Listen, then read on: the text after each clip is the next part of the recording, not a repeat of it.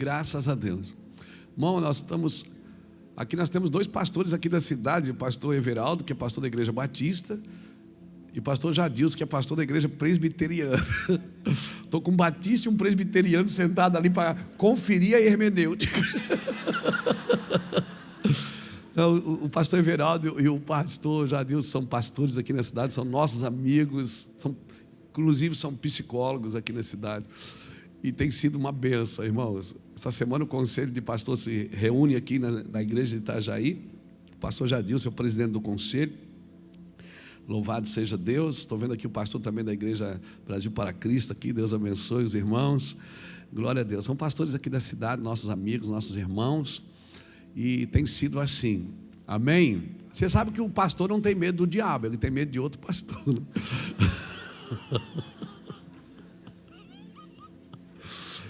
O diabo pode vir até na igreja dele, não tem problema. Mas quando vem outro pastor, ele diz: ó, pastor, tem um pastor congregando com a gente. É pastor, é? De onde veio? É. Pega a sua Bíblia, querido. Abra sua Bíblia comigo. Mateus capítulo 11, texto conhecido, onde Jesus nos convida para aprender com Ele. Eu quero usar esse texto só como base para aquilo que eu tenho vontade de falar hoje.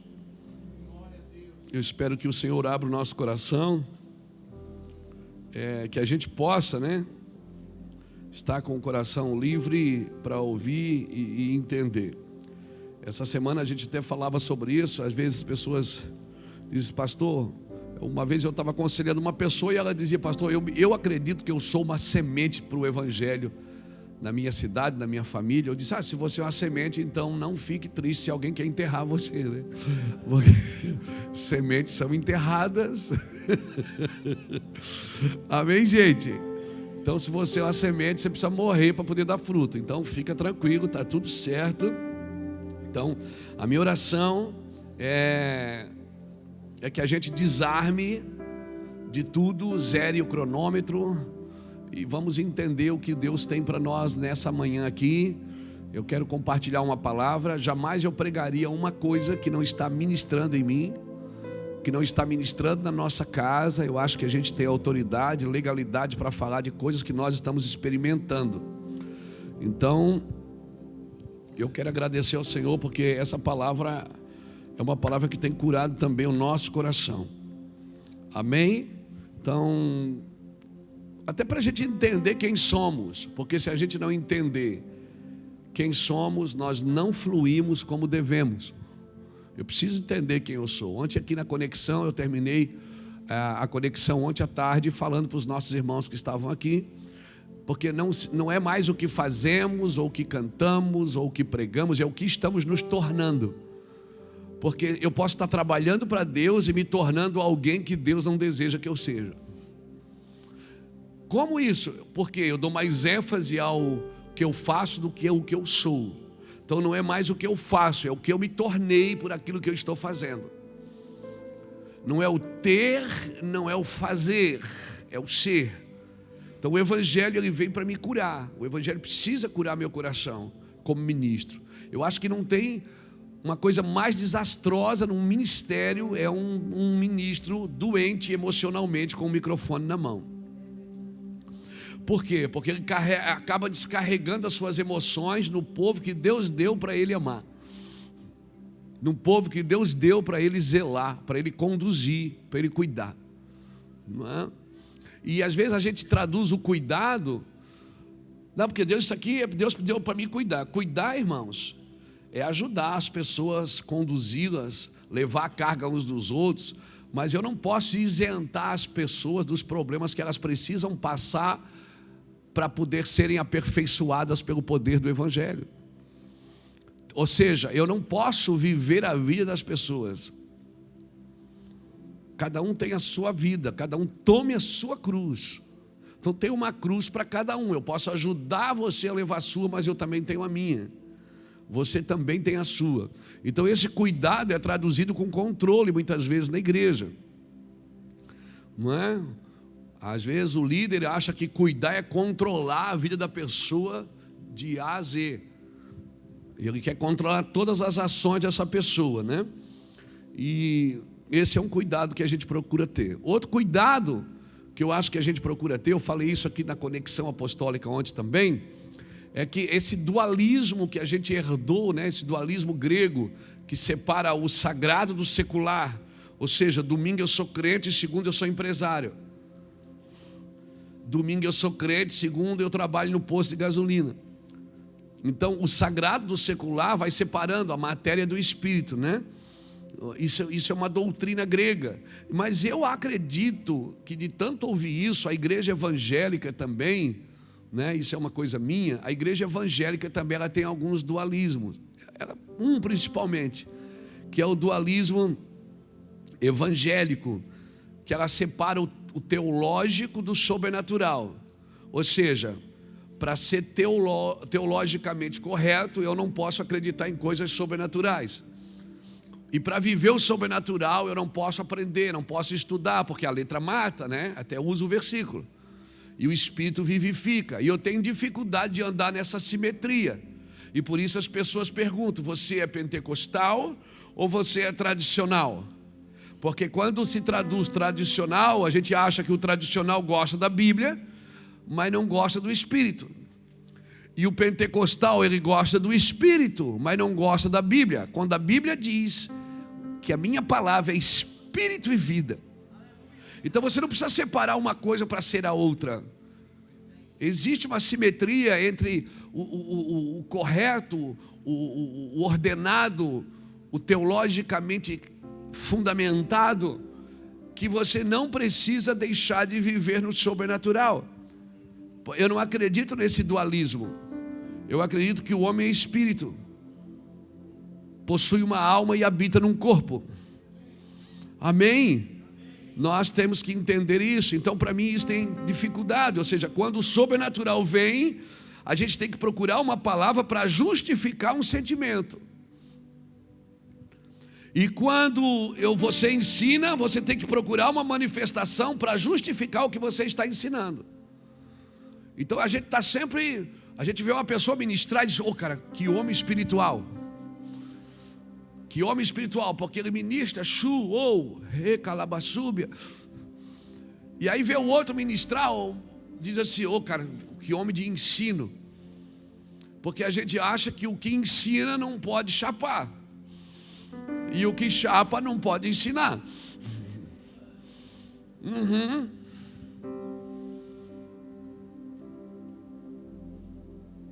Pegou? Então eu oro para que a gente ache esse lugar em Deus. Que a gente ache esse lugar que Jesus diz para nós, crescei na graça e no conhecimento. Mateus capítulo 11, versículo 25 diz assim, por esse tempo, disse Jesus, graças te dou, ó Pai, Senhor do céu e da terra, que ocultaste essas coisas aos sábios e entendidos e as revelaste aos pequeninos. Sim, ó Pai, pois assim foi do teu agrado. Todas as coisas me foram entregues por meu Pai. Ninguém conhece o Filho senão o Pai, ninguém conhece o Pai senão o Filho, ou aquele a quem o Filho quiser revelar. Vinde a mim, todos os que estáis cansados e sobrecarregados, e eu vos aliviarei. Tomai sobre vós o meu jugo e aprendei de mim, porque sou manso e humilde de coração, e encontrareis descanso para as vossas almas, pois o meu jugo é suave e o meu fardo é leve. Como eu disse, eu queria ministrar um pouquinho sobre humildade, porque para mim esses dois orgulhos são perigosos. O orgulho de ser espiritual e o orgulho de saber tudo. O orgulho do saber é perigoso, porque às vezes eu tenho tanto orgulho de tudo que eu sei que eu não consulto mais o Senhor para as novas caminhadas, para novas coisas. Então, se há um pecado da qual ninguém deste mundo escapa, é o pecado do orgulho. Um pecado que todos detestam nos outros, e do qual quase ninguém tem a consciência que comete. né? A gente costuma dizer aqui no Mevan que o orgulho é como um mau hálito. Quem tem não sabe o que tem. Alguém tem que chegar e dizer: ô irmão, escova o dente, você está mal. Entendeu? E quando tem outra pessoa é que o orgulho se manifesta. Eu estava numa mesa um dia, e com alguns pastores, faz anos, com alguns pastores, e nossos filhos espirituais são defensores da gente, né, irmão? Eu estava ali, e as filhas também, é verdade. E aí eu estava ali naquela mesa, e alguém me perguntou: e aí, Luiz, como é que está o ministério? Isso faz anos, irmãos, acho que uns 12, 15 anos. Aí eu disse: cara, está uma bênção, a gente está crescendo, a gente está fazendo isso, fazendo aquilo. Aí tinha um irmão na mesa que ele dizia assim: não, isso aí a gente já fez também. A gente, não, assim, ele não percebeu, mas tudo que eu falava ele já tinha feito. E o irmão que estava comigo, um discípulo, ficava olhando. E eu disse, e aí ele perguntou de novo: irmão, e aí, Luiz, vocês estão investindo? Cara, a gente está fazendo missão, agora acabamos de vir da África e tal, estamos fazendo. Ele disse: a gente já foi para a África, então, no ano tal. Eu disse: a gente está plantando igreja lá. Ele disse: a gente plantou umas 18 lá. Tá bom. E aí o discípulo do meu lado, e ouvindo eu falar. Daqui a pouco, irmão, esse discípulo pega e bate na mesa assim, e diz assim: ó pastor, para de falar, porque tudo que o senhor fala ele já fez. Aí o irmão disse: o irmão já abriu igreja em Marte. Aí ele disse: não, ele disse: pois nós vamos abrir uma igreja em Marte para ter uma coisa que esse homem não fez, pastor.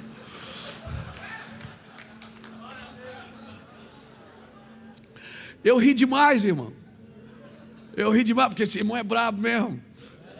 Era brabo. Não era o Gladys. Esse irmão era bravo mesmo. Ele disse: ei, pastor, pare de falar, porque tudo que o senhor já fez. Ô irmão, fala uma coisa que você não fez para a gente falar. Agora você percebia que era uma coisa tão sutil que ele não estava fazendo por maldade. Estava dentro dele.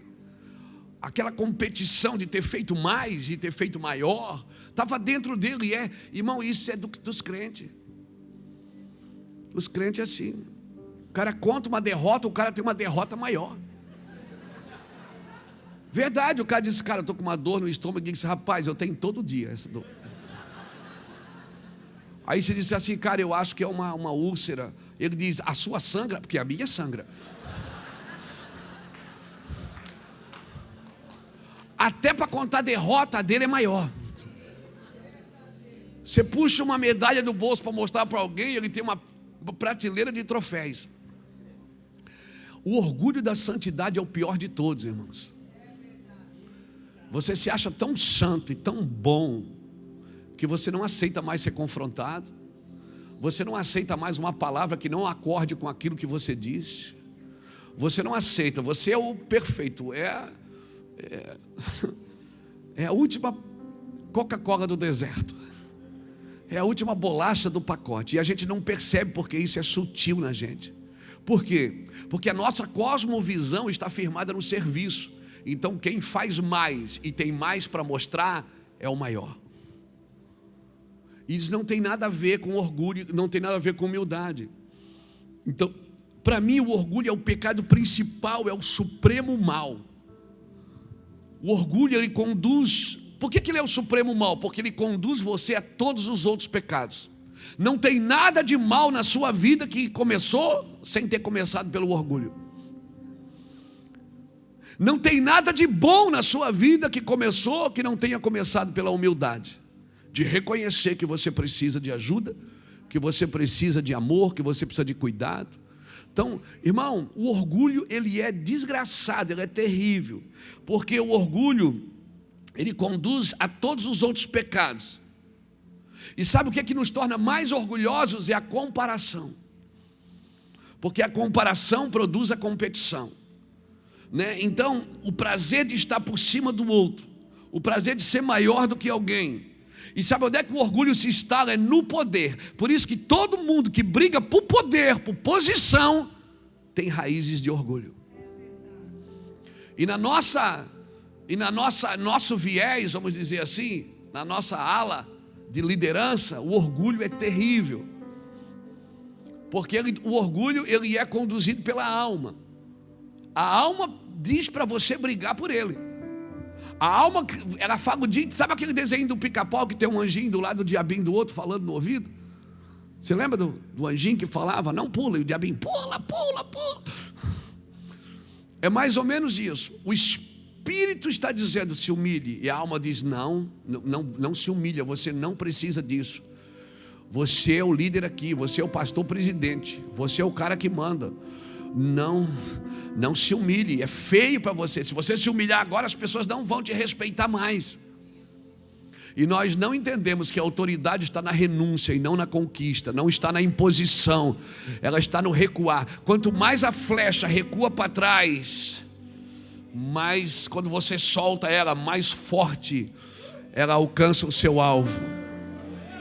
Então recuar não é feio, reconhecer não é feio. Agora é claro, né? Tem gente que recua e reconhece para ter vantagem ali na frente. É a falsa humildade. A pessoa reconhece o erro, mas ela na realidade ela não está reconhecendo o erro. Ela está dando bote, está preparando o bote para outros dias. E por que eu estou falando isso para nós? Pastor, tem que pregar isso para o povo. Não, tem que pregar para o líder. Nós temos que pregar para o líder. O orgulho é um câncer espiritual. Ele devora toda a possibilidade de amor, de contentamento e até mesmo de um senso comum. O orgulho destrói o contentamento. Você nunca está contente com nada. Você sempre quer mais, sempre quer mais. E vou repetir, escreve isso. O mal não pode ter início a não ser pelo orgulho. E ele não pode ter fim a não ser pela humildade. Quer destruir o mal da sua família? Se humilhe. Quer destruir o mal da sua cidade? Se humilhe. Amém? Não adianta orar pelo orgulho. Orgulho, religiosidade, orgulho você só vence com confronto. Você tem que esmurrar a sua carne. Você tem que agredir a sua carne com a humildade. Você tem que agredir a sua alma com a humildade. E eu vou repetir, o orgulho da santidade é o mais sutil de todos os males. E sabe, tem uns irmãozinhos na igreja, lá na sua, aqui não tem não. Tem uns irmãozinhos lá na sua igreja, irmãozinho, aquele que você diz, Pai do Senhor, irmãozinho. Tem uns irmãozinhos lá na igreja que eles são usados por Deus só para quebrar aqueles que gostam de fazer tudo certinho.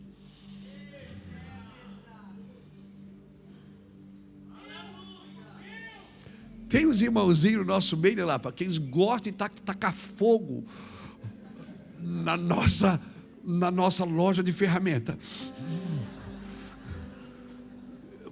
Eles vêm para confrontar a nossa organização. E você fica, não me conformo com esse irmão.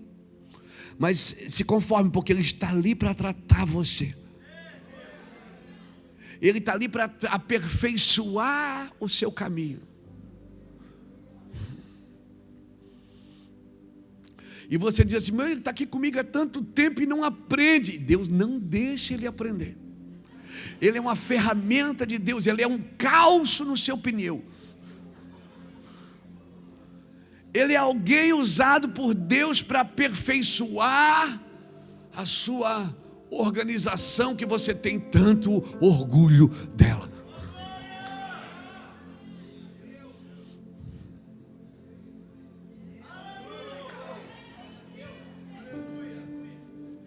Eles foram enviados por Deus.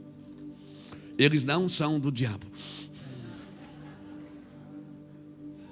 Você briga com eles e eles não se ofendem. Você manda eles embora, eles não vão.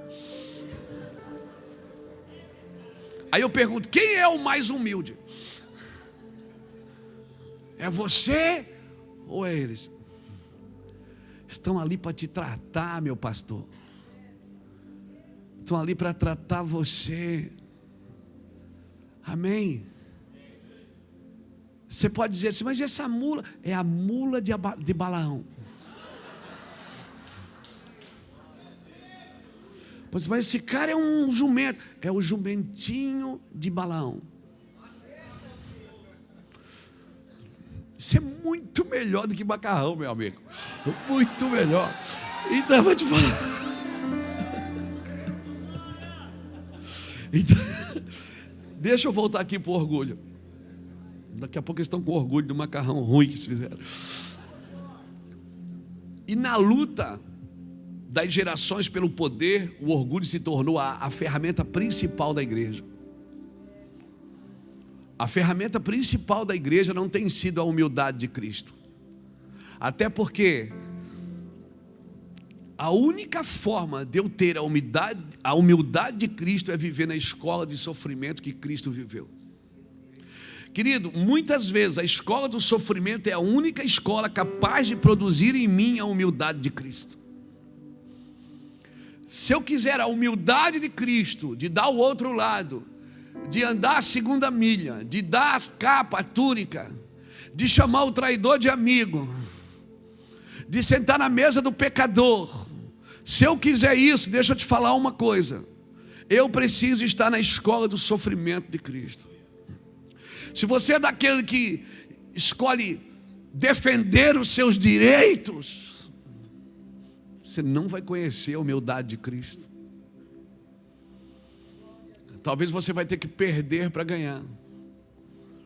Você vai ter que escolher entre ter direitos ou ser feliz. E se você quiser ser feliz, às vezes você tem que deixar o outro ter o direito.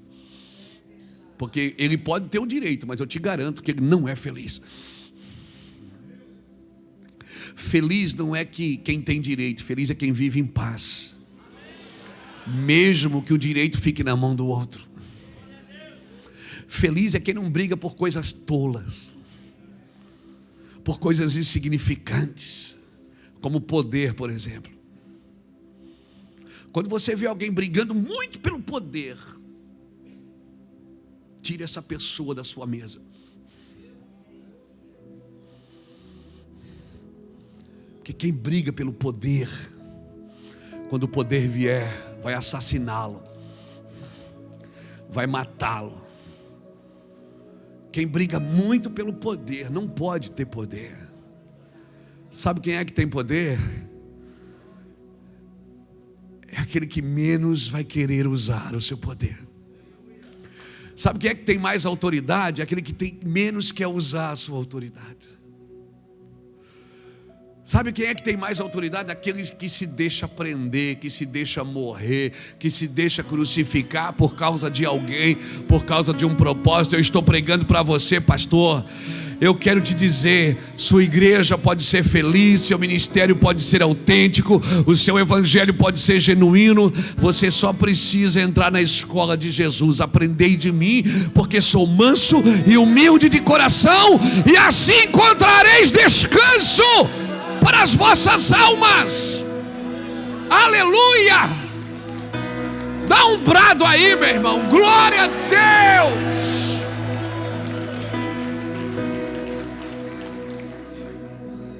Assim como o orgulho tem o seu papel de me afastar de Deus, a humildade também tem o seu papel de me tornar totalmente dependente de Deus. A humildade não depende do meu salário, eu não dependo do lugar que eu moro, eu não dependo da minha casa, eu não dependo de nada. A humildade eu dependo de Cristo. É na humildade que eu acho descanso, é na humildade que eu encontro o meu lugar. Então a igreja nunca precisou ser humilde como Cristo, como está precisando nesses dias, onde há um jogo de interesses, onde há um jogo de ideologias, as brigas, as narrativas. Cada um quer defender o seu direito, defender a sua teologia, defender a sua forma de fazer. E para defender a sua forma de fazer, muitas vezes ataca a forma do outro. Humildade. Eu convido você para viver na escola. Se eu botasse um tema nessa mensagem, eu botaria o padrão da humildade de Cristo. O padrão da humildade de Cristo. Porque sem humildade sua vida não continua ligada aos princípios de Deus. Sem humildade, a sua vida não continua ligada aos princípios de Deus. O dia que ela desligar dos princípios de Deus, você vai criar sua doutrina pedagógica para você andar nela. E você vai dizer: quem concorda com você é de Deus, quem não concorda é do diabo.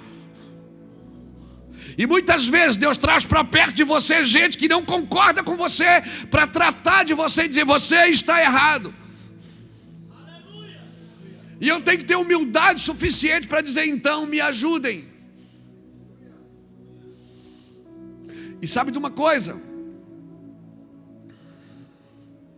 Quem quer te ajudar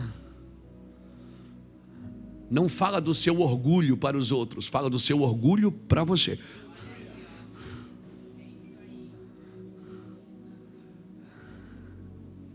Quem quer te ajudar fala do seu orgulho. Porque, irmão, cabe na sua cabeça, no livro de Jó, um homem que a Bíblia chama de íntegro, reto, temente a Deus. Deus prega para Jó no capítulo 41, um capítulo inteiro sobre Leviatã, que representa o orgulho.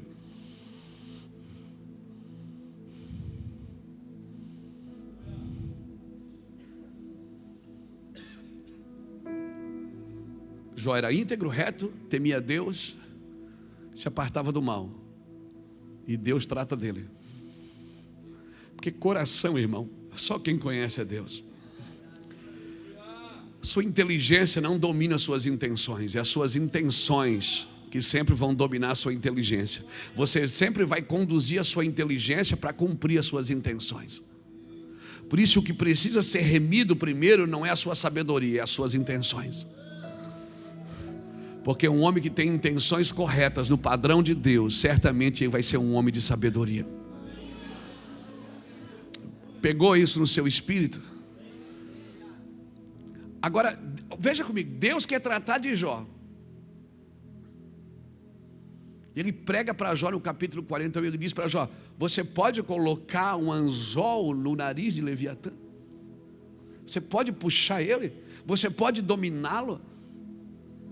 E Deus começa: onde é que tu estava, Jó? Quando eu disse para o mar: vem até aqui. Onde é que tu estava, Jó? Quando eu disse: coloquei cada estrela no céu e chamei cada uma pelo seu nome. Fala, rapaz, você não é o cara que sabe tudo? Que sacrifica pelos seus filhos, que mantém tudo em ordem? Você tem tudo em ordem. Está tudo certo, Jó. Aí Jó foi diminuindo, e disse: é, Deus, falei de coisas que eu não entendia, coisas maravilhosas demais para mim. Por isso eu me arrependo no pó e na cinza. Eu te conhecia só de ouvir. A minha santidade era de fora para dentro, mas agora eu quero uma santidade de dentro para fora. Eu tinha tudo em ordem, tudo sob controle, tudo organizado. Só que quem chegava na minha igreja via que estava tudo perfeito, era tudo de Deus. Mas aqui dentro eu tinha orgulho daquilo tudo. O Deus que eu sirvo, Ele tira Davi do campo e bota no trono, e tira Nabucodonosor do trono e bota no pasto. É assim que nós vivemos. Por isso se preparem, eu estou profetizando. Você vai ver nos próximos meses, nos próximos anos, Deus tirando muita gente do trono e colocando no pasto, e tirando muita gente do pasto e colocando no trono. Quando você vê esse câmbio de riquezas, esse câmbio de autoridade, esse câmbio, ei, olha o que Deus está fazendo na nossa nação. Ele está tirando gente do pasto e colocando no trono. E tirou muita gente que estava no trono e colocou para pastar. Ei, porque é Deus que abate o soberbo, mas dá graça e exalta o humilde. É Deus quem faz isso.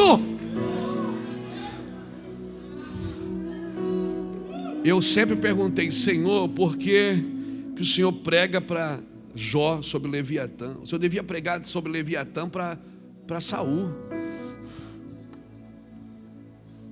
O Senhor devia pregar sobre Leviatã para os reis orgulhosos. O Senhor prega para Jó, o homem certinho, tudo certinho. Sabe o que mais me impressiona em Deus? É porque Deus, eu vou falar aqui, parece heresia, mas não é. Deus usou o diabo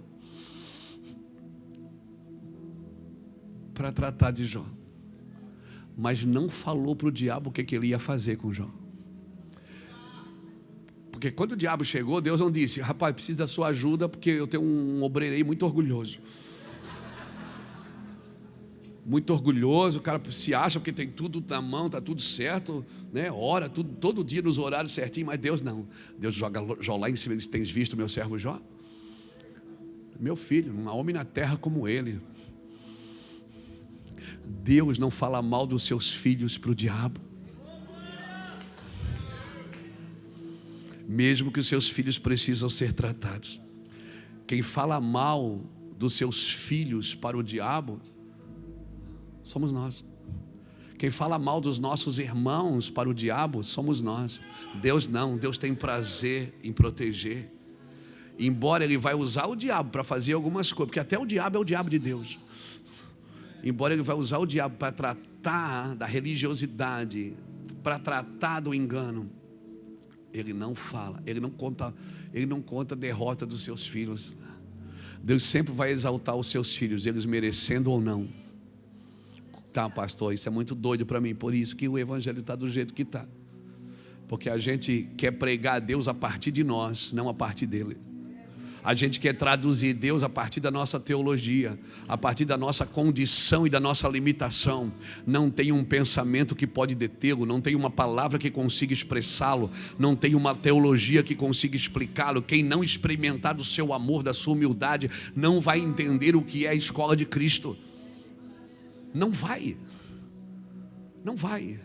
Por isso que muitas igrejas têm virado mesas de vaidade, mesas de controle e manipulação, conduzindo a vida dos outros como bem quer, exaltando os soberbos e pisando nos humildes, quando deveria ser ao contrário. Aleluia. Sabe o que é que Jesus veio fazer na terra? Ele veio trazer humildade de volta à terra e nos fazer participante desta humildade e por ela nos salvar. Porque a humildade não começa na terra. Por isso que você não adianta. Se você quer ser humilde, você tem que subir. Estou ligado. Se fosse você, era mais perigoso, Cristo. A humildade não começa na terra. A humildade começa na eternidade. Quando Jesus desceu, Ele deu sinais de humildade. Por isso que Ele nasceu em lugar humilde, numa família humilde, de uma mãe humilde, de um pai humildíssimo. Jesus começou o seu ministério na humildade. Porque Jesus veio trazer humildade de volta à terra e nos fazer participante desta humildade e por ela nos salvar. A humildade começa na eternidade, é impossível ela começar na terra. Por quê? Por que ela começa no céu? Porque Ele teve que se esvaziar para poder descer. E eu vou ter que me esvaziar para poder subir.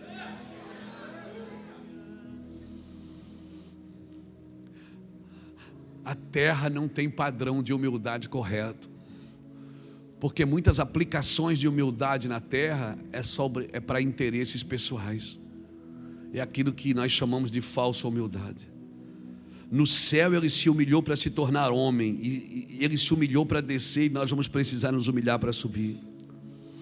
E por isso, irmãos, pega isso no seu espírito. Todo o nosso relacionamento com Deus e com os homens precisa estar firmado em humildade. Sem humildade nada dá continuidade. Pode escrever isso. Sem humildade nada permanece. Sem humildade nada dá continuidade. Porque se a vaidade se instala, vai parar. Você vai ver muitos homens de Deus crescendo, depois entra o orgulho, acabou. Bota tudo fora. Por quê? Aí você diz assim: aquele homem quando era pobre, ele era humilde. Agora ele ficou rico, ele ficou orgulhoso. Não, ele já era orgulhoso, ele só não tinha um lugar para manifestar isso. Porque o padrão dele era o padrão da terra, não o padrão do céu. Você pode ficar riquíssimo, irmão, e continuar sendo um homem bom, uma mulher abençoada. Você pode ser famoso e continuar com um coração simples.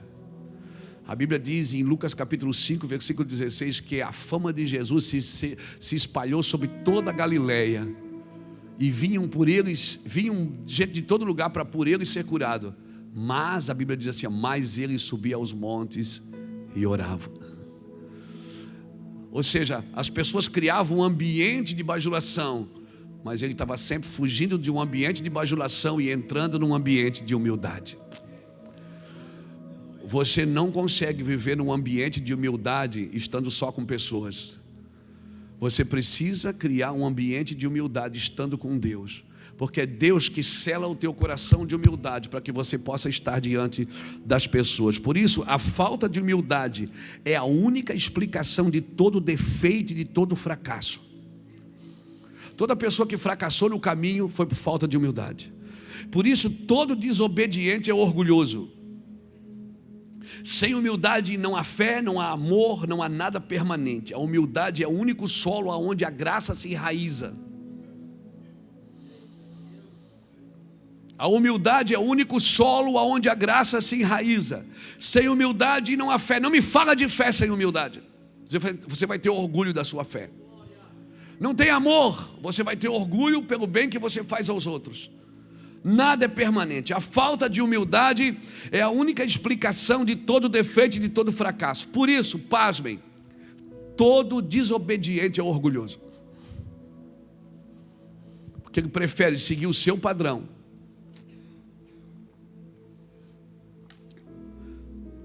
Mas eu não aceito, meu negócio é com Deus, não tem hierarquia. A hierarquia, ela foi criada justamente para que o padrão de humildade fosse manifestado.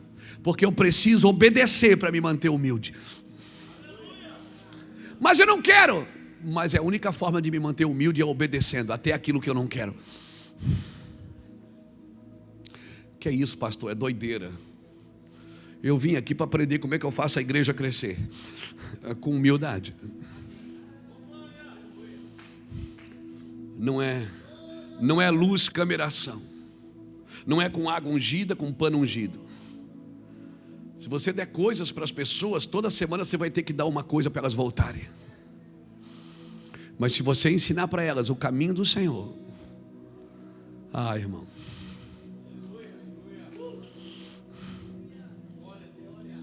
Jesus chegava e não tinha nada para mostrar. E as pessoas diziam: cadê teu reino? Cadê os teus súditos? Cadê? Você não tem nada. Eu disse: mas não é daqui. Mas as pessoas olhavam para ele e diziam: olha como ele tem autoridade. Olha como ele tem autoridade. Irmão, todo imoral é orgulhoso. Todo corrupto é orgulhoso. Todo santarrão é orgulhoso. Aí você diz assim: aquele cara caiu em adultério. Na realidade ele não caiu em adultério, ele caiu no orgulho. Como? Provérbios 22, versículo 14 diz assim: cova profunda é a boca da adúltera, cai nela o homem a quem Deus se ira. Então, quando a pessoa cai na imoralidade, é porque Deus já está virado com ela, porque ela é orgulhosa, ela acha que ela pode fazer. Davi um dia estava lá e viu aquela Batseba, que era esposa do seu amigo. Ele achou que poderia, porque ele era o rei. Isso é sinal de orgulho. Quando você engana alguém, você se acha o melhor. É a lei do Gerson, levar vantagem em tudo. Para ser humilde, na escola da humildade, você não leva vantagem. Você dá o outro lado. Você entrega a capa.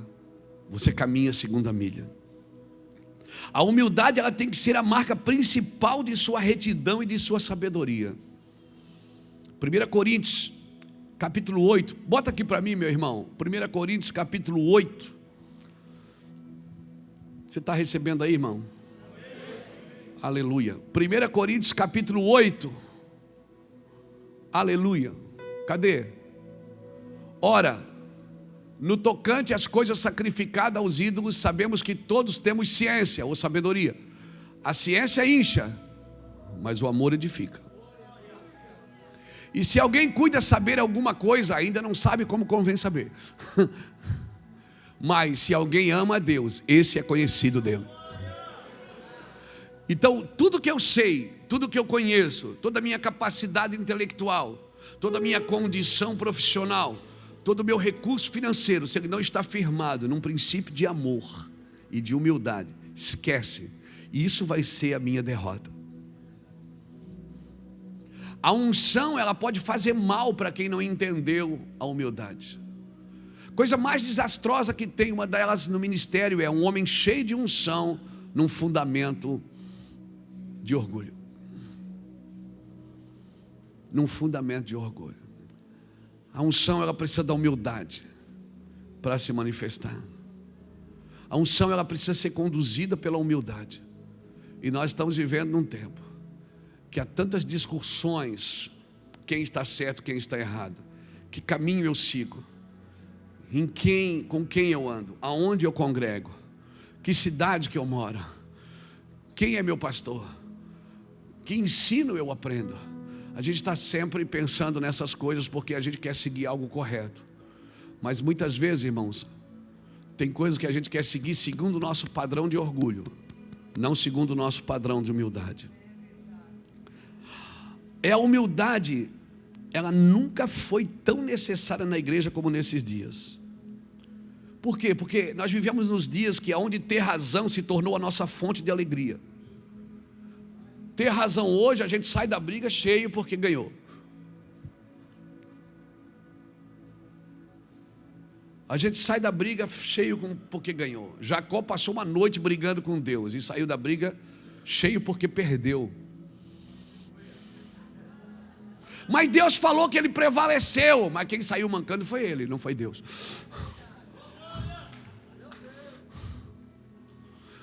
Deus disse que ele ganhou o que é de Deus. O Senhor marcou ele, pegou na juntura da sua coxa e o marcou para sempre. Porque quando Deus toca você, ele muda o seu caminhar. A vida inteira, Jacó, depois daquilo ali, Jacó mancou para o resto da vida para saber que ele foi tocado por Deus. Tem algumas cicatrizes na sua alma, tem algumas cicatrizes no seu ministério, que foi Deus quem fez.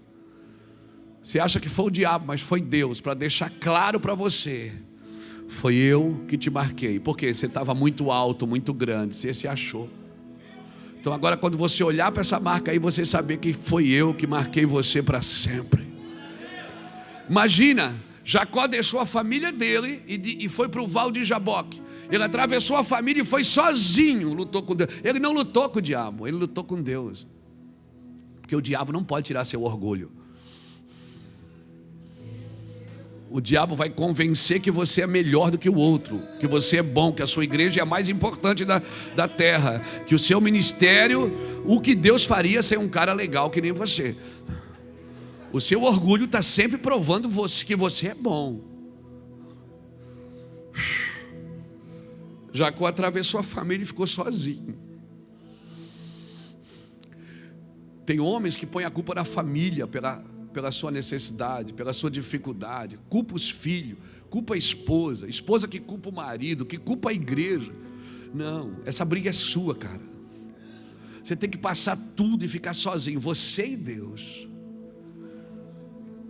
Mas eu sou Israel, eu sou Jacó. Deus disse: não vai ser mais, você vai ser Israel. E quando Jacó, Deus pegou na juntura da sua coxa, disse: a partir de hoje eu mudo o seu nome, a sua identidade. Agora Jacó volta para a família, mancou para o resto da vida. Quem é que sai da oração machucado? Você conhece alguém que sai da oração machucado? A gente sai da oração prosperando, alegre, feliz. Não, o orgulhoso, ele tem que sair machucado e alegre. E os filhos correram: pai, o que foi? O senhor caiu, né? Foi Deus. Pai, mas você está mancando. Eu vou mancar para sempre agora. Porque eu prefiro mancar salvo, abençoado e humilde.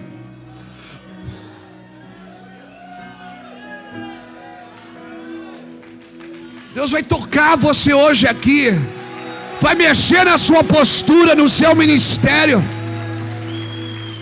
E as pessoas vão dizer o que está acontecendo com ele, com ela. Foi Deus, você diz, foi Deus que me tocou. E sabe de uma coisa? Jacó tinha esposa, Jacó tinha filhos, Jacó tinha famílias, Jacó tinha tudo. Só que Deus disse, ele ainda não tinha a bênção de Deus. Ele não tinha a bênção de Deus. Porque ele disse, eu não te solto enquanto tu não me abençoares.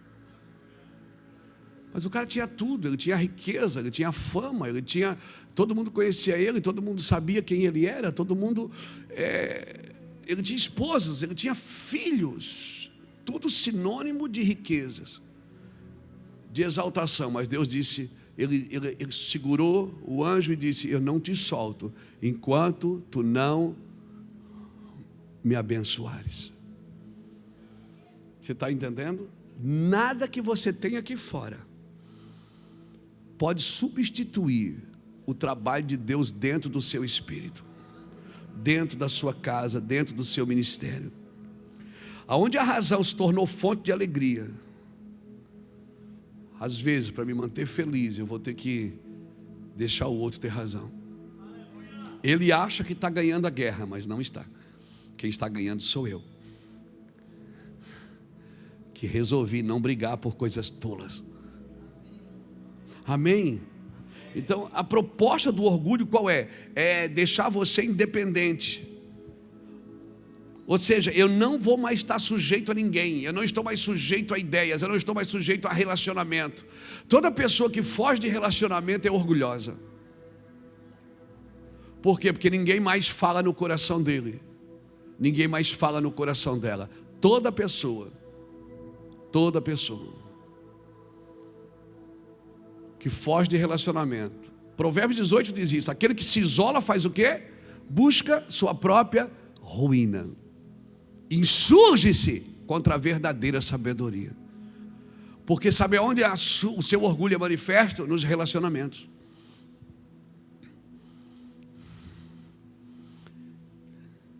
É no casamento. Por isso que a pessoa que mais te fere é o teu cônjuge,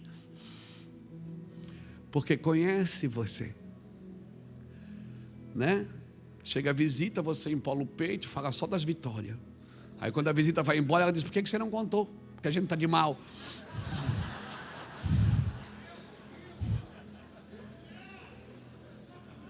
Por que você não contou que nós estamos de mal?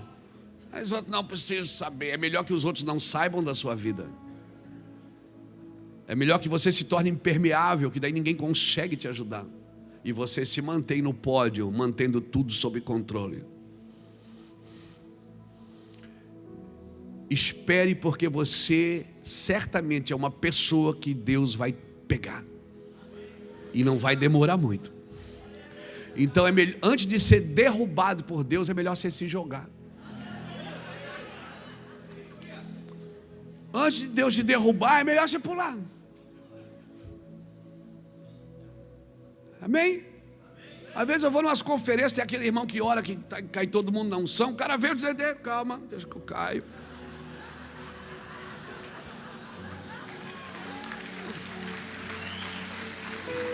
Não precisa me empurrar. Não me empurra que eu caio.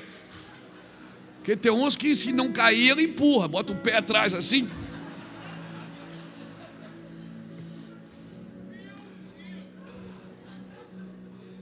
Não dá trabalho para os anjos, meu irmão. Não dá trabalho para os anjos. Não dá. Por que você acha que Adão e Eva comeram da árvore do conhecimento do bem e do mal? Porque quando você come da árvore da vida, você vive acima do bem e do mal. Não é você que decide mais quem é bom e quem é ruim. Não é você que decide mais o que é bom e o que é ruim. Você está acima disso. Você consegue circular em todas as esferas. Você consegue amar o mal, Amar o mal, o homem mau você consegue. Você consegue amar a pessoa que engana o outro. Você consegue amar a pessoa que você não concorda com ela. Mas quando você come da árvore do bem e do mal, é você que decide o que é bom e o que é ruim.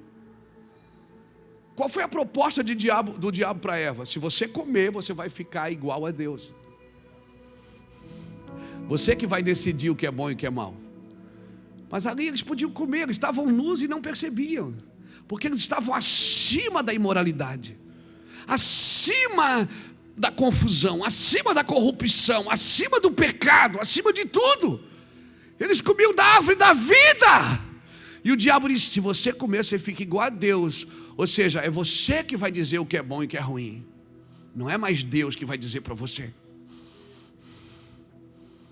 E aí eles deixaram de comer da árvore da vida e comeram da árvore do bem e do mal. Porque essa é a proposta do orgulho. É tornar você independente, para você não estar mais sujeito a Deus. É eu que decido o que é bom e o que é mal. Por isso que quando Deus chegou, o que é que eles fizeram? Se esconderam. Por quê? Porque eles não viam mais Deus como alguém que era bom. Eles ficaram com medo. Porque agora eles tinham entendimento do que era bom e do que era mal. Então é melhor não ter o entendimento de quem merece e quem não merece. Por isso tem muita gente inteligentíssima na igreja. Ela que decide quem vai para o céu e quem não vai. Ela que decide quem é bom e quem é ruim. Ela que decide quem é o crente espiritual e quem é o crente carnal. Ela que decide quem pode e quem não pode. Porque agora ela tomou o lugar de Deus. E ela pensa que está comendo da árvore da vida. Por isso que Adão e Eva não puderam mais comer da árvore da vida. Então você decide. Você quer estar no controle? Ou quer deixar Deus provar para você que até aquilo que não merece ser amado, precisa ser amado por você?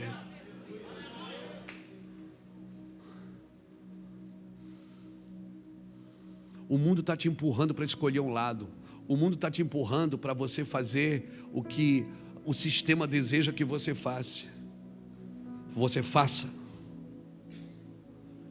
Eu quero decidir o que é bom e o que é mal. Por isso que quando Deus chegou, eles não conseguiram se relacionar com Deus. Porque ninguém que tem o controle do que é bom e do que é mal consegue se relacionar com Deus. Nenhum orgulhoso consegue se relacionar com Deus. É você que quer ser o detentor da verdade, então você não pode se relacionar com Deus. Para se relacionar com Deus, você tem que abrir mão das suas verdades e das suas convicções e do seu orgulho de saber. Para você se relacionar com Deus, você tem que abrir mão. Meu Deus, tem tanta coisa para te falar hoje. Deixa eu andar aqui. Oh, meu Deus.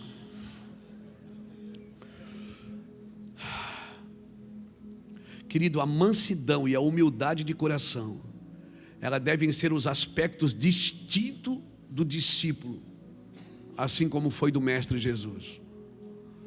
A humildade, ela não virá por si mesmo. Ela tem que ser um objeto de desejo das suas orações. Então, vou dar um conselho para você. Nós estamos no final do ano e é muito provável, você vai ver isso em muitas plataformas no Brasil, muitas pessoas sendo convidadas para fazer o seu projeto de vida para 2022. Quem fez o seu projeto de vida para 2020 não esperava uma pandemia.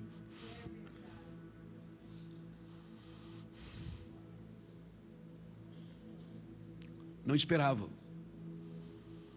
E você está ouvindo, é verdade, da nossa pastora de Indaial que perdeu o seu marido.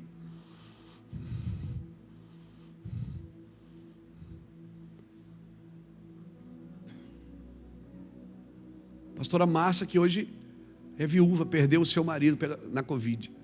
Pastor Orlando, nosso pastor de Indaial, que morreu de Covid. Eles tinham um plano, tinham sonhos. Ela sabe o que ela está dizendo quando ela diz é verdade, porque ela experimentou dentro da sua casa. O dia que o Orlando morreu, eu e o Lapa fomos lá no velório, abraçamos, choramos com a família e dissemos: isso não é o fim. É que nós somos muito momentâneos, o nosso orgulho não aceita perda. O nosso orgulho não aceita perda, não aceita insegurança, não aceita confiabilidade em Deus. Ele quer ter controle de tudo. E nós dissemos: Márcia, e ela disse: e agora, pastor? E a igreja, como é que eu vou fazer? Eu disse: fica aqui, Márcia, fica aqui. Nós vamos ver o Orlando de novo. Fique tranquila, você é a pastora da igreja, cuide da igreja. E ela está lá. E tem muitos lugares que a gente não fala que a Márcia é viúva, ninguém sabe, porque ela é alegre, para frente, porque a sua cosmovisão é eterna, não é momentânea. Quando você tem uma cosmovisão eterna, em todas as lições de humildade que Deus dá no caminho para você, você louva a Deus e agradece. Irmão, a humildade não virá de si mesmo. Ela precisa ser objeto de desejo, de oração, de fé, de perseverança, de prática, de discipulado. A humildade só virá por uma busca, por uma espera determinada. Agora deixa eu te ajudar, assim como me ajudou. Deixa eu falar de algumas coisas que você pode procurar em você, não no outro. Eu não vou dizer: olha para o irmão que está do seu lado, é para olhar para você, para mim. Às vezes nós estamos aqui na reunião do Conselho de Pastores, né? O pessoal está estudando um livrinho, muito bom. E aí a gente diz assim: agora, aí o presidente abre o texto e diz: agora cada um fala um pouquinho de si. Mas quase ninguém conta as suas derrotas, conta sempre as derrotas dos outros. Porque enquanto eu conto a derrota dos outros, eu maqueio a minha. E eu preciso contar minhas derrotas. Mas a religião não nos ensinou a contar derrota, nos ensinou a esconder a derrota e contar só as vitórias.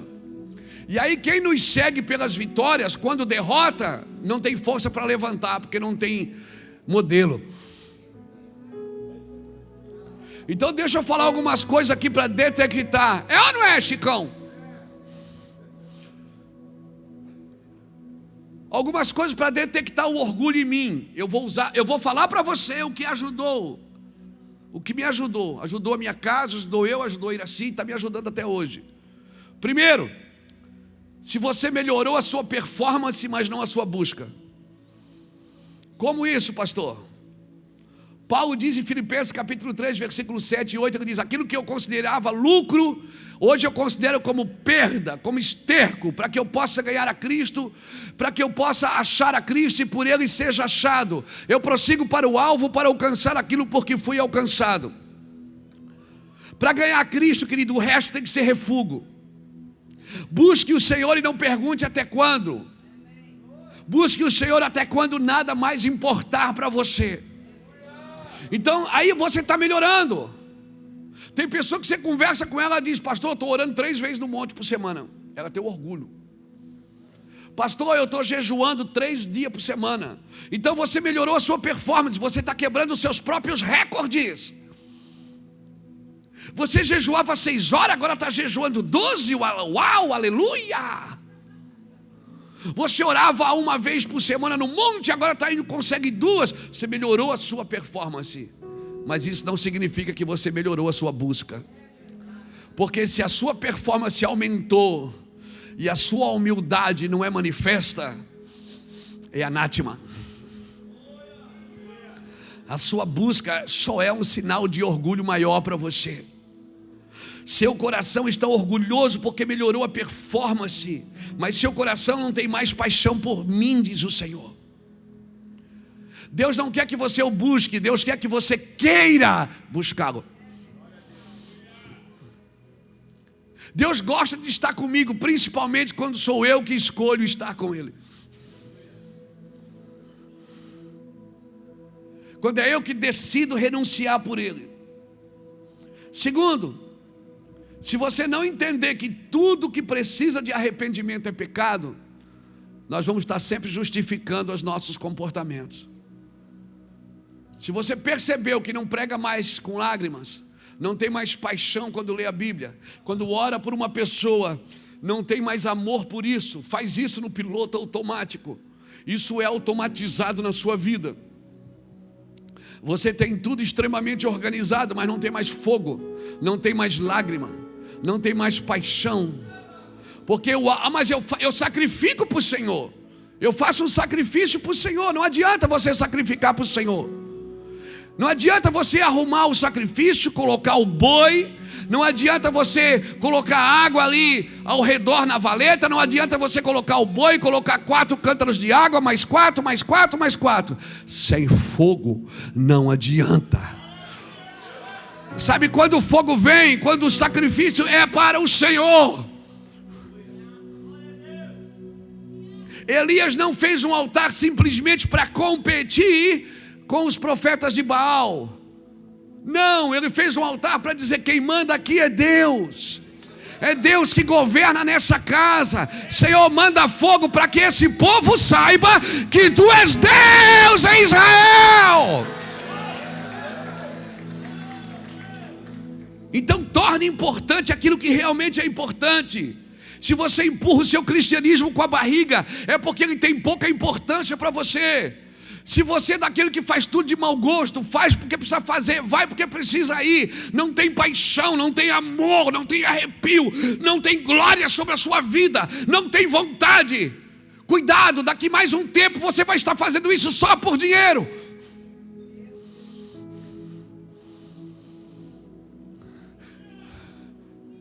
A noite do café de pastores para mim é terrível, porque a noite que antecede, eu acordo várias vezes no meio da noite. E cada acordada, Gladys, é um nuance do Senhor. É uma flecha que vem. Aí eu pego no sono de novo, daqui a pouco vem outra. A noite do café é uma noite que eu quase não durmo. É uma pressão, é uma guerra, porque eu sei que você vai estar aqui. Eu sei que uma palavra que sai desse altar pode mudar o seu ministério, mudar a sua família. Amém? Então a gente tem uma pressão por causa disso. Cada conferência que nós vamos, cada lugar que estabelecemos um princípio, um propósito de Deus, a pressão vem, a colisão está ali com a gente direta.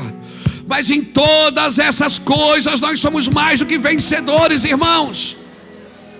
Sem elas não faz sentido. É preciso a pressão. É preciso essa força concentrada em Deus.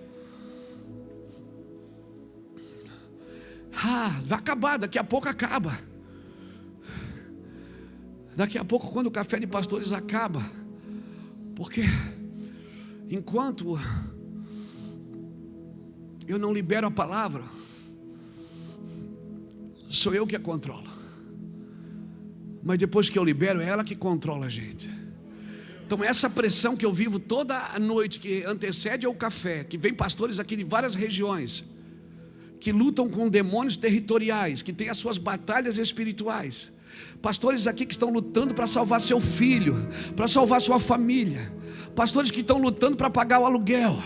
Pastores que estão lutando com os filhos doentes, com a família, às vezes com a esposa doente, deixou a esposa doente para vir no café. Ei, cara, eu conheço seu coração, eu não conheço como Deus conhece, mas eu sei das suas labutas, porque eu também tenho as minhas. Então essa pressão é necessária, sem ela não tem paixão.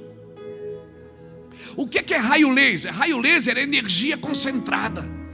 Tem tanta energia concentrada que aquele negócio fura até aço. Só que daqui a pouco eu já liberei essa palavra. Uau, vou ficar livre. Quem vai ficar carregado é você. Aí você que se vire, irmão. Que você vai pegar essa palavra e vai levar para sua casa. Eu digo: ó, Jesus, já liberei. Aleluia. Aí eu vou para casa, descansar, almoçar, comer picanha com macarrão. Entendeu? Você que vai. Porque agora eu liberei. Jesus disse: se eu não tivesse vindo e não vos tivesse falado, a gente não tinha pecado. Mas agora já não há desculpa. Então a segunda é essa. A terceira coisa, assim, para identificar o orgulho em mim, é se você não entender que o propósito da redenção é a adoração. Eu adoro, não é para as pessoas verem eu adorar. Eu adoro para redimir o ambiente. Quando eu vou para um lugar e estendo as minhas mãos, eu vou para redimir o ambiente. Eu vou para redimir a minha vida. Recentemente eu estava numa conferência e tinha tanta glória de Deus naquele lugar, tanta glória de Deus. Eu levantei minhas mãos e chorei. A presença de Deus me invadiu. Pronto, passou uma onda, aquela onda passou.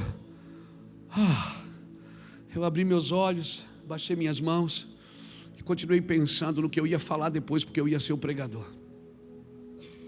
Mas tinha alguém filmando e eu não vi que a pessoa estava filmando eu enquanto eu estava com as mãos levantadas e chorando. E de repente eu baixei as mãos então eu baixei as mãos, enxuguei as lágrimas e a pessoa que estava filmando veio assim para mim, saiu de trás da câmera e disse: ô pastor, levanta a mão de novo. Aí eu fiz: para quê? Não, que eu estava filmando o senhor adorando. Eu digo: não, mas não. Eu não adoro para ser filmado, querido. Você quer registrar alguma coisa boa? Registra o que eu digo, não a minha adoração. Porque tem adoração que é só adoração. Por isso que, irmão, intimidade com plateia é pornografia. Quando eu estou com a minha esposa na intimidade, não tem plateia. Porque se tiver plateia, eu tenho que pensar se eu já não estou fazendo aquilo para a plateia assistir. Tem algum problema registrar? Claro que não, irmão.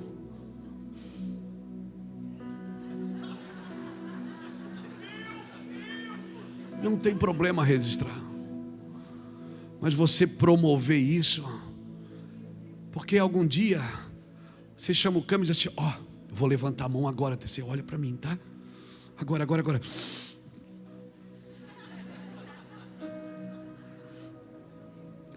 Essa câmera me resiste para você assistir, mas tem um olho que tudo vê.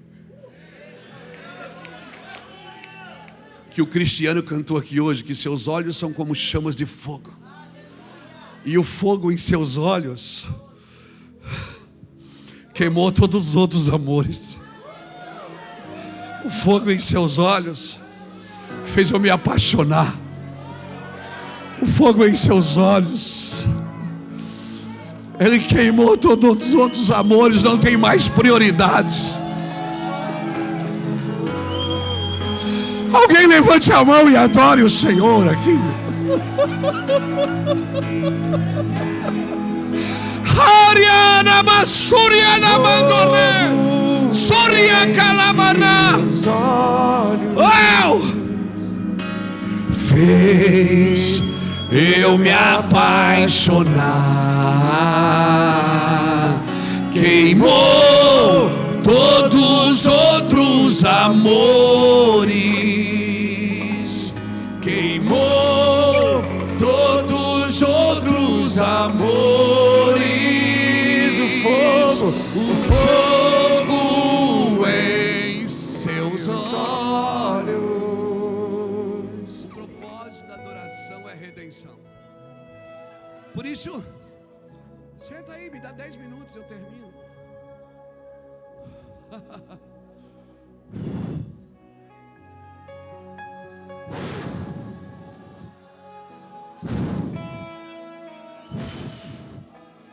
Solte toda a unção, toda a unção. Receba do Espírito Santo. Nós nos submetemos a Ti, Jesus. Rogala sora mandara la baraba, chora la mandara la baraba, sora calabaraba, sora la mandara la. Ei! Ei, que eu vassúria, soriando rebia, soria la caramandará. Eis que faço nova todas as coisas. Tu realiava suriando re. O Senhor vai derrubar o orgulho da nossa nação e vai levantar homens e mulheres humildes para governar esta terra.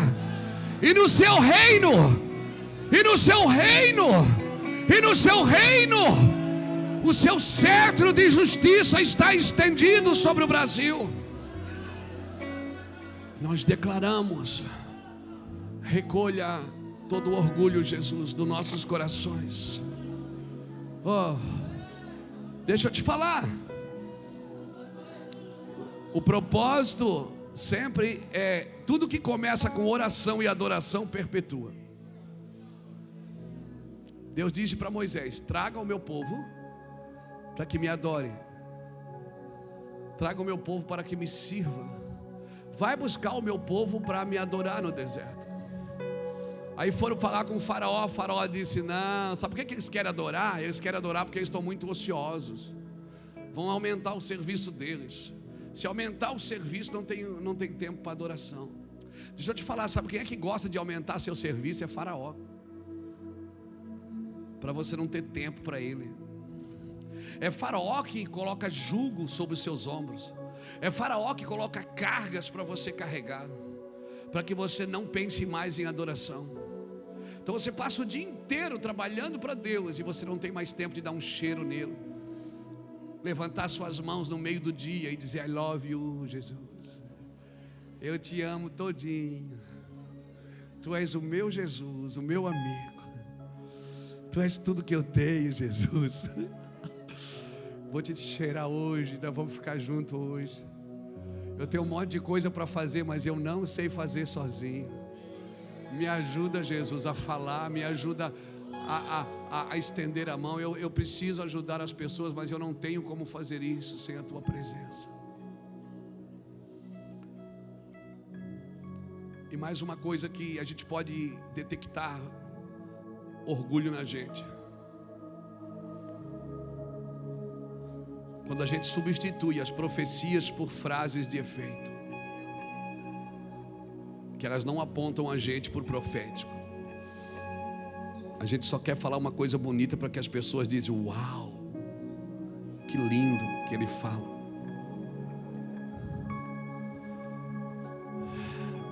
E último,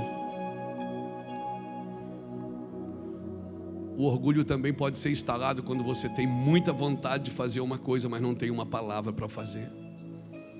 E aí você quer muito fazer aquilo porque você precisa fazer, mas Deus não falou contigo sobre aquilo. Deus não falou com você. E você vai trabalhar, vai envelhecer e nunca vai entender o que eu estou dizendo aqui agora.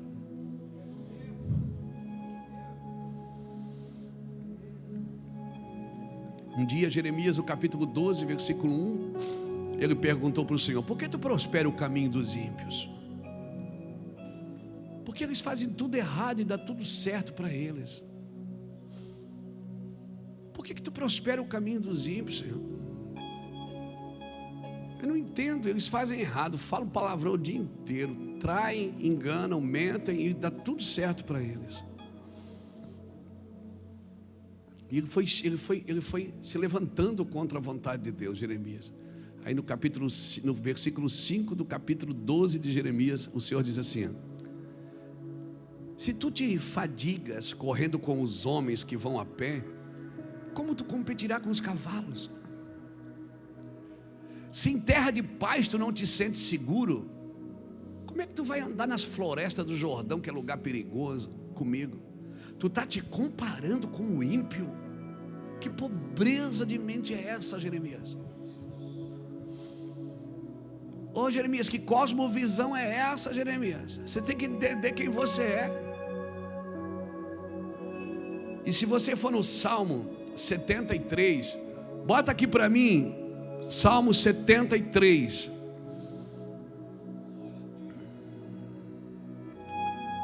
Salmo 73, para a gente ir embora comer o macarrão do irmão. Salmo 73 diz assim: ó, verdadeiramente bom é Deus para com Israel e com os limpos de coração. Quanto a mim, o salmista está falando dele, os meus pés quase que se desviaram, um pouco faltou para que eu escorregasse os meus passos, pois eu tinha inveja dos soberbos ao ver a prosperidade dos ímpios. Porque não há aperto na sua morte, mas firme está a sua força. não se acham em trabalho como a outra gente, nem são afligidos como outros homens. Pelo que a soberba os cerca como um colar, vestem-se de violência como de um adorno. Os olhos deles estão inchados de gordura, superabundam as imaginações do seu coração. São corrompidos e tratam maliciosamente de opressão, falam arrogantemente. Erguem a sua boca contra os céus e a sua língua percorre a terra. Pelo que o seu povo volta aqui, e as águas de copo cheio se lhes espremem.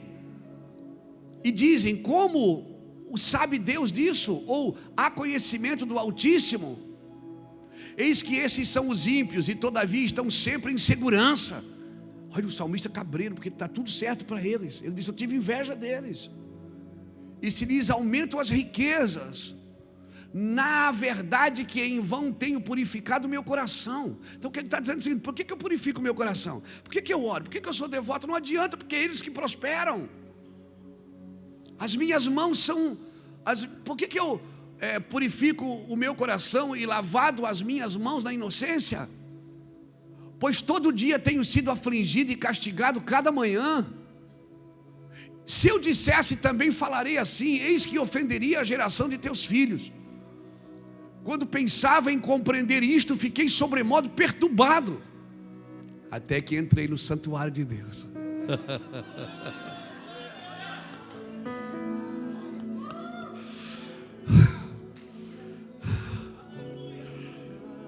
Até que eu entrei no santuário de Deus. Vai vendo, eu tenho que ler tudo.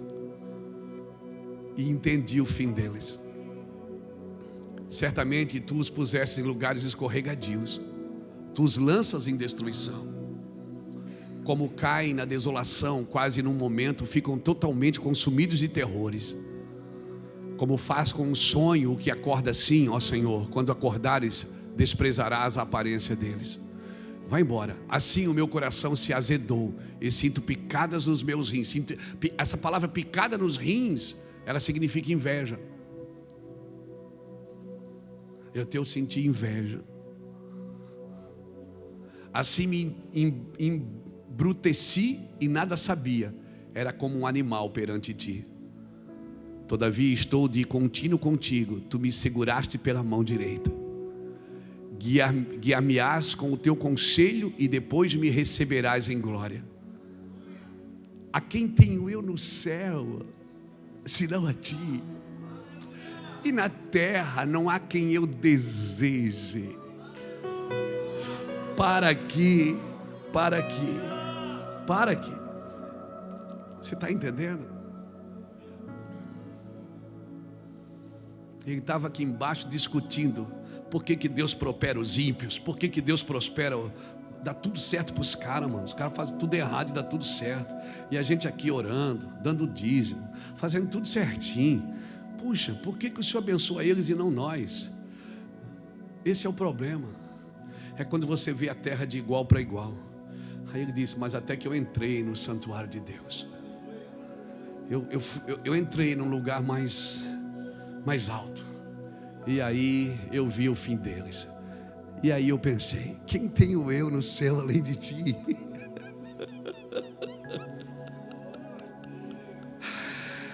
Quem tenho eu na terra além de ti?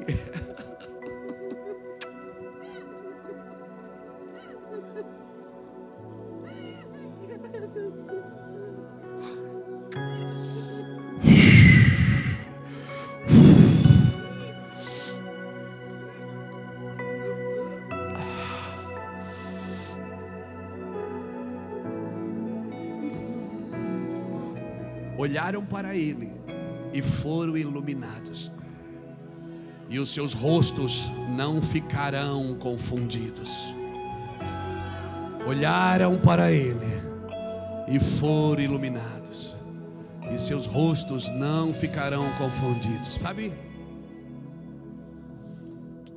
quando os discípulos perguntaram para Jesus em Lucas 22, no versículo 7, perguntaram assim: Senhor, onde nós preparamos a festa? Porque para eles era uma festa. E era uma festa. Foi naquela festa que Jesus disse: um de vocês vai me trair. Aquilo que era para ser uma festa virou um lugar de concerto. E sabe o que me impressiona? Que nenhum daqueles discípulos disseram: é ele, Senhor, é ele, é ele. Não, todos perguntaram: por acaso sou eu, Senhor? Porque diante da mesa do Senhor você não aponta para o outro, você olha só para você. Uma pessoa que anda perto de Jesus, ela está sempre medindo ela primeiro. Será que eu não estou errado? Será que eu fiz isso? Será que eu estou mesmo na bênção?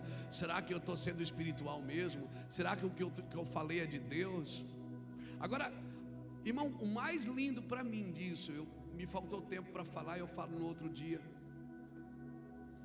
é que Jesus disse assim para eles: vocês querem preparar a festa? Então, entrem na cidade e sigam um homem com um cântaro de água. Lucas 22, de 7 a 12. E o interessante é que o homem, Márcio, não carregava cântaro de água, porque é desonroso para o homem carregar um cântaro de água.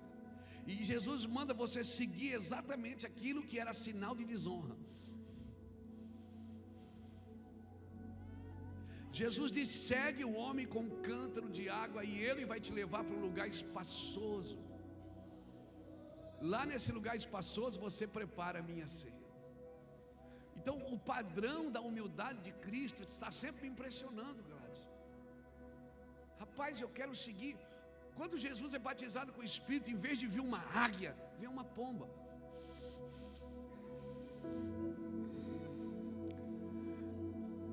Em vez de Deus fazer um show pirotécnico no nascimento de Cristo, fazer uma apresentação, ó, chegou meu filho, não, está tudo escondido. Num lugar simples, em coisas simples. Já disse, isso me impressiona, isso me faz pensar muitas coisas.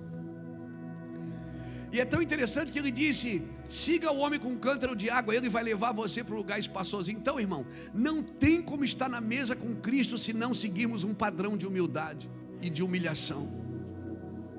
E quando ele chegou no cenáculo, é interessante porque a palavra cenáculo, ela significa anogeon, que quer dizer qualquer coisa acima do nível da terra.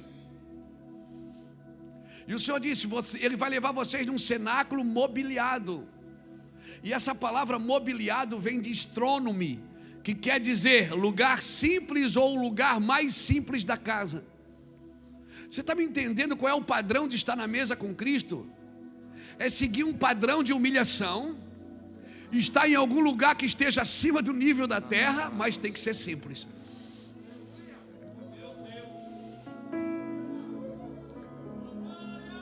Gladys, isso me pegou essa semana. Eu estava estudando sobre isso. Cara, eu pirei, eu chorei muito. Porque agora peraí para aqui, não estou dizendo para você vender sua mansão e ir morar na favela. Não é isso que eu estou dizendo.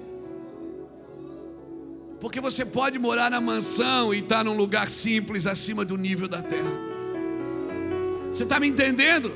Porque a humildade é uma posição de coração, é um lugar de descanso em Cristo. É um lugar que você entendeu que o dinheiro não te compra, que a fama não te compra, que mais nada tira você da presença de Deus.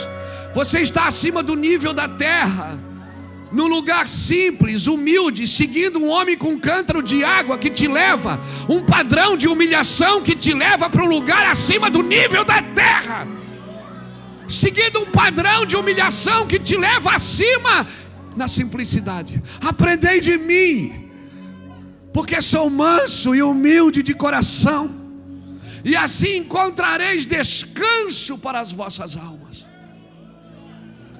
Pastores do meu coração, homens e mulheres de Deus que estão aqui, que vêm sempre nesse café, que vão nos cafés em Campinas, que vão nos cafés em Brasília, que vão sobre todos os nossos cafés pelo Brasil, hoje são mais de 20. Se nós não andarmos num padrão de humilhação, você pode ser rico, irmão, você pode estar no carro importado, não tem problema. Porque eu vou te falar, às vezes eu lido com pessoas orgulhosas. Às vezes os pobres são muito mais orgulhosos. Pessoas que não têm nada são muito mais orgulhosas do que pessoas que têm muito. Porque a humildade é uma posição. Qual é a sua cosmovisão? Onde está fundamentado o seu evangelho? Simples e humilde de coração. Seja simples e humilde de coração. A Bíblia diz que a igreja, quando Salomão falava com a sulamita, ele disse: seus olhos são como o da pomba. Olhos simples, focados.